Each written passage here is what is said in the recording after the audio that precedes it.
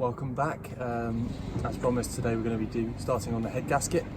So I've got head bolts, head gasket, exhaust manifold gasket, and then some valve cover silicone gasket as well. We've got some of the main tools that we're going to need down here, including, I think it's going to be like an M10. We've got some torque wrenches, and we've got some impact sockets, as well as a container to help us organise all the bits we take off so we don't lose them, and we know that everything's gone back in the right places. So first thing we do, because we're removing the engine mount on the left, we're going to be putting the jack underneath the engine on this side just to support it, because we are losing one of the points.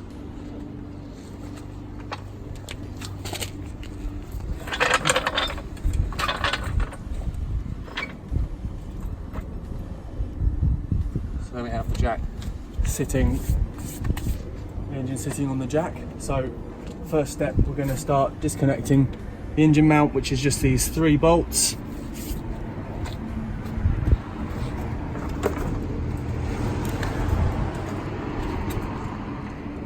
First job, we've got to find out what size we are. We're 16mm. Then get our breaker bar.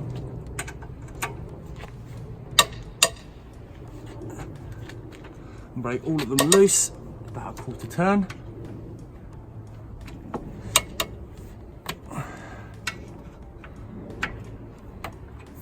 And then I'm going to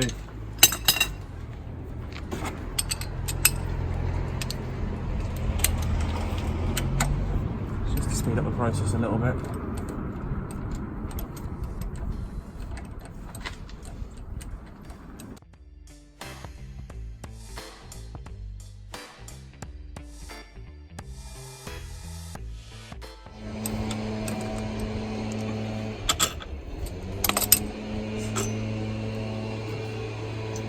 Now that all of these have been dropped, we're going to go sit these in our sorting tray so we don't lose them. Next up, we're going to try and get through to this bolt, this nut here.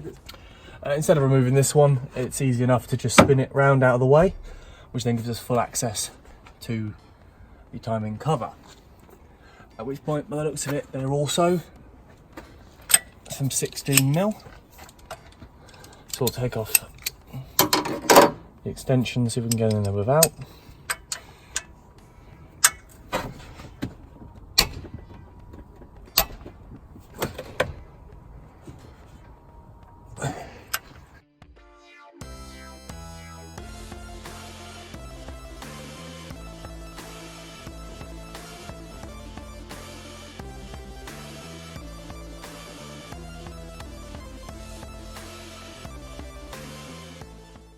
So that bolt unfortunately does foul just on the engine mount here.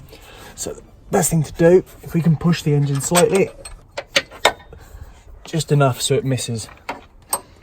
These then are also sat in our sorting tray there, so we don't lose those.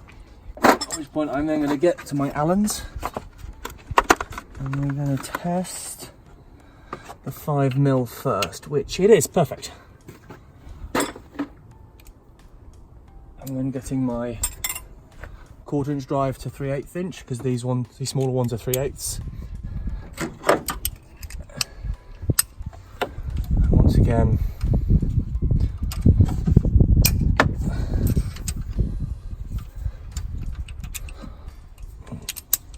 start to try and break them loose one by one.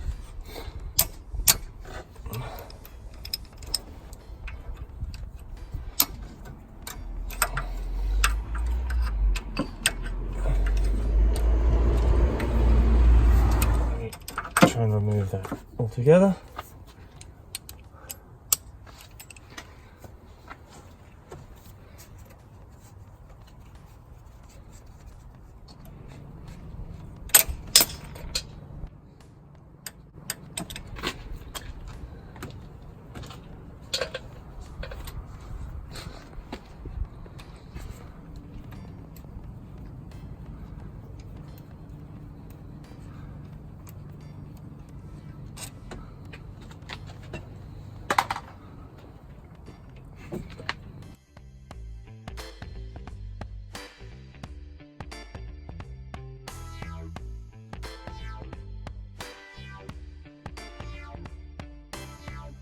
So after we've taken all the bolts out of the top bit, we haven't got down to the bottom bit yet because we still haven't taken the drive belt off.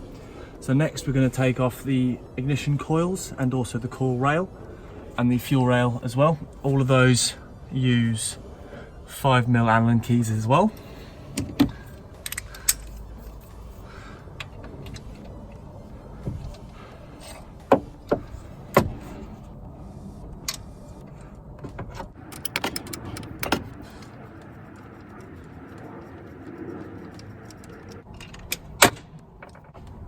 There for the moment.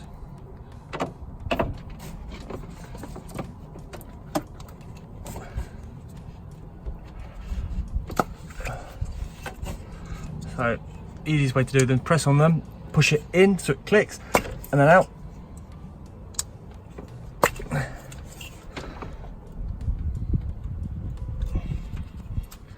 And as usual,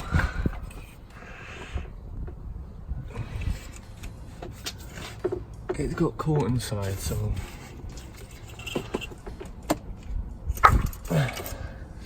on this one, this has started to pull away from the rubber.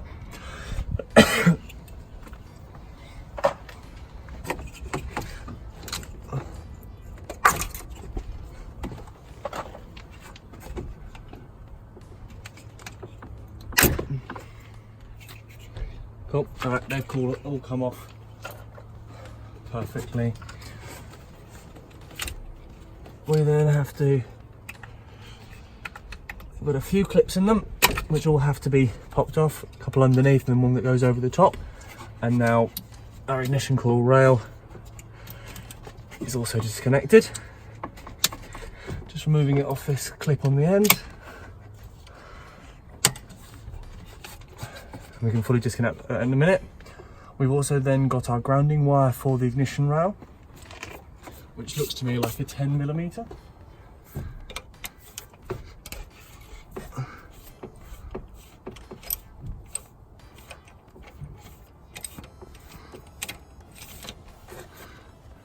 Okay, so that's now off. What I'm going to do is then refit this so it will hopefully keep a decent connection, not let any dirt or rubbish or corrosion get in. We're now going to do the same on the injector line. So again, that uses the 5mm Allen.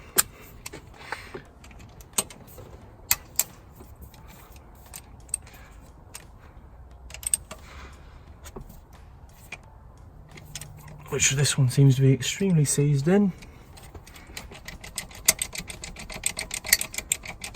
There we go.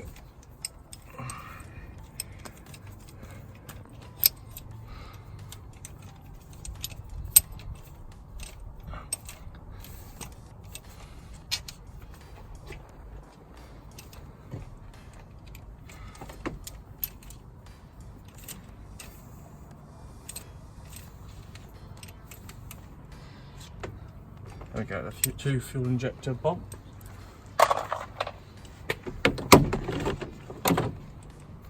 And then disconnect the injectors, just the little clip underneath which you press down on and pull and wiggle and they come off.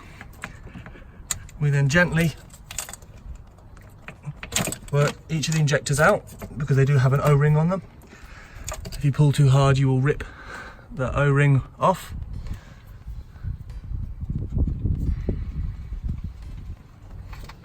We now sit that temporarily to the side. We will disconnect it in order to get through to the intake manifold and everything such as that.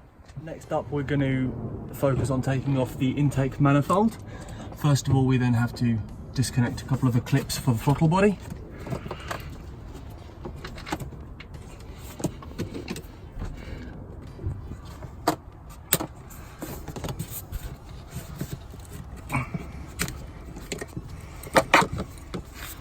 Okay, so that one's out. Next up, we have to take the clip off that holds the intake system onto the throttle body.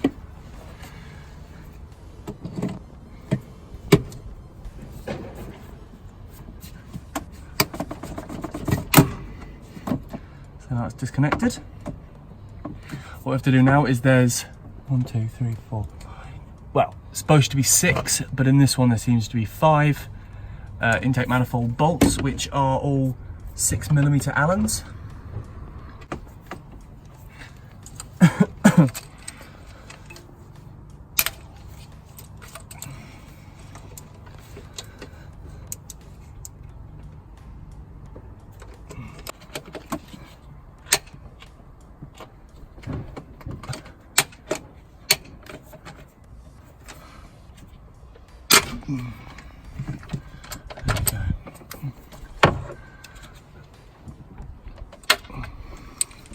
And we're going to retry on that end one, see if we can get it out without stripping it out, because that would make it a bit of a bad day.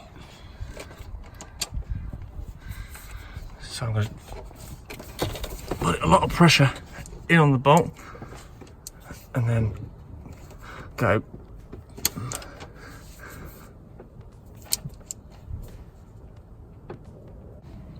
So on the extremely stubborn one here that was just stripping out with the Allen, what I've done instead is I've got a T40 Torx, which then fits in there perfectly, and because of the little splines on it, it grips into it. So I've already broken it loose, but as you can see it is now nice and loose for it. Which means now we have to do now is remove all of the bolts fully and hopefully remove the intake. So we now disconnect it, fully removing this. We've taken all the bolts out, got the hose out of the way. There's another little clip under here which we've removed.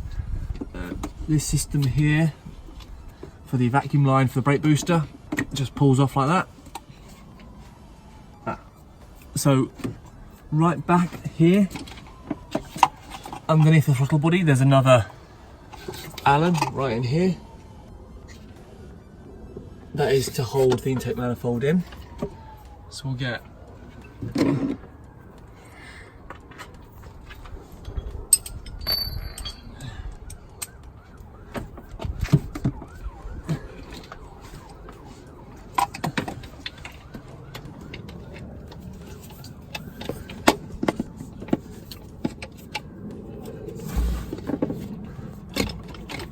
and then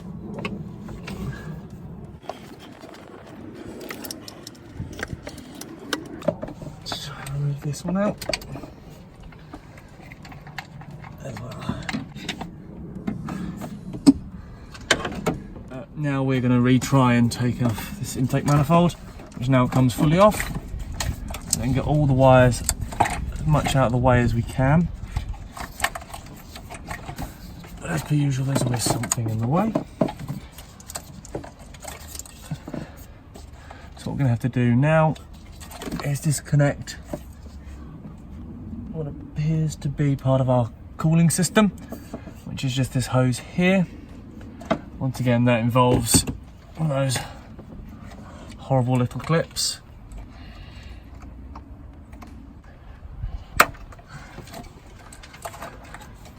Might as well remove that fully while we're here.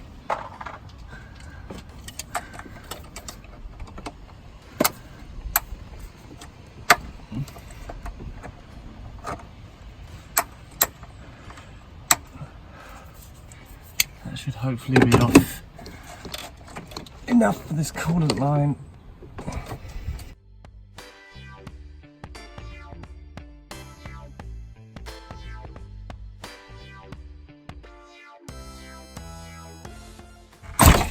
There we go.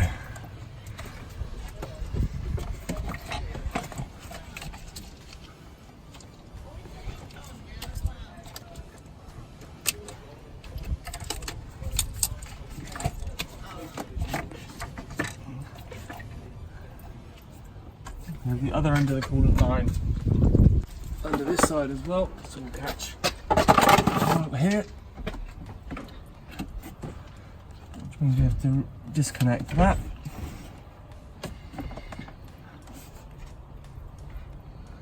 Which as usual is in a nice tricky spot.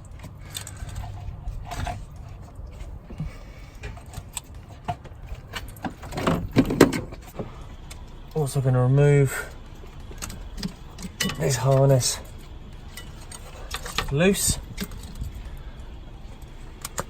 Remove some of these clips, it just gives it a little bit more freedom of movement.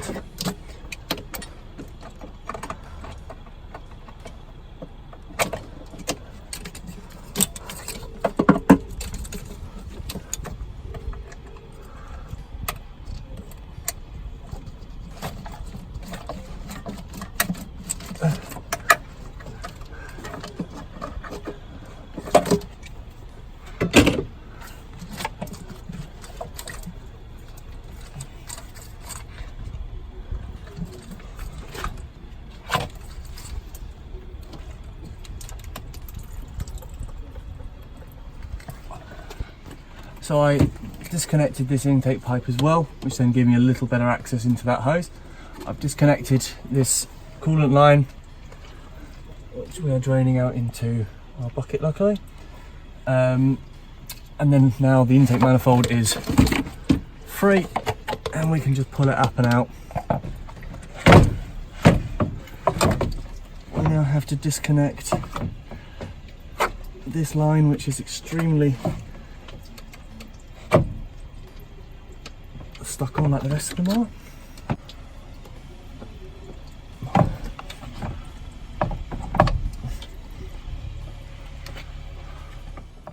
So the intake manifold is now fully disconnected.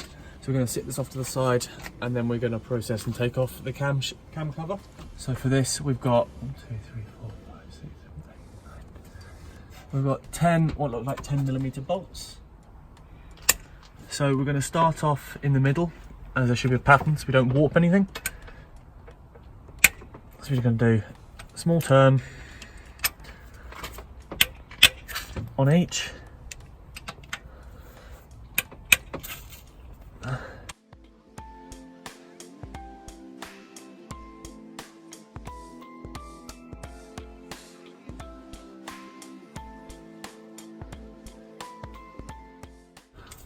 We're going to have to get our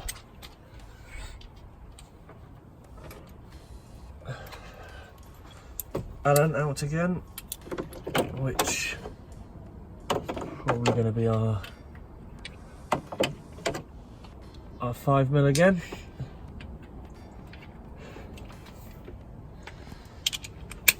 Just to get the cam position sensor out. And that's going to prevent us from getting to some of our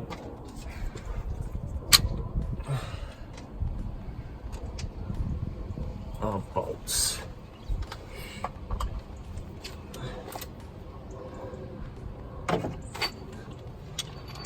So we go back with our 10mm. They're released.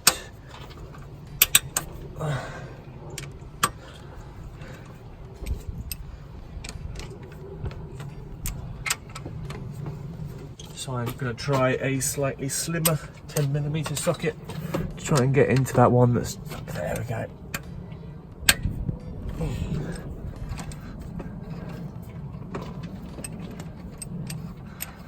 So now they're all released, we can then start winding them all out.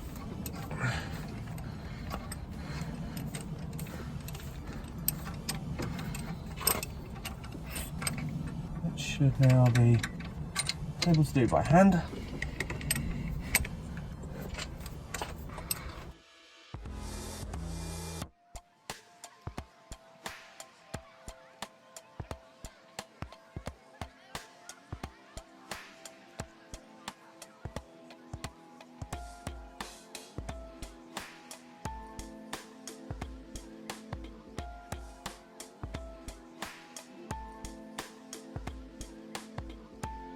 Whenever you want to talk.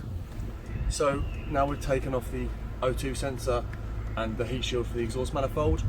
For that there were two 10mm bolts up on the top, and then down here there were two 5mm Allen bolts. One of them was rounded off inside, so I used a pair of vice grips, which are these, which means you can lock them on and then you just shake it and it will loosen itself off slowly. For the O2 sensor, we obviously disconnected this end from the plug, and then we used a 22mm spanner with a hammer to lightly tap just to break any dirt free. From there we're now going to be taking off the exhaust manifold, which on this one requires I think 7 bolt nuts, but someone has replaced one of them with a bolt at some point. And as far as I'm aware, they are all 12mm.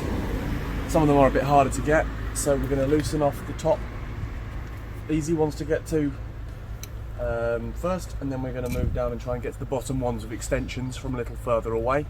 I have already covered all of the bolts and nuts with plenty of WD-40 to hopefully try and break it loose for when we do get to them.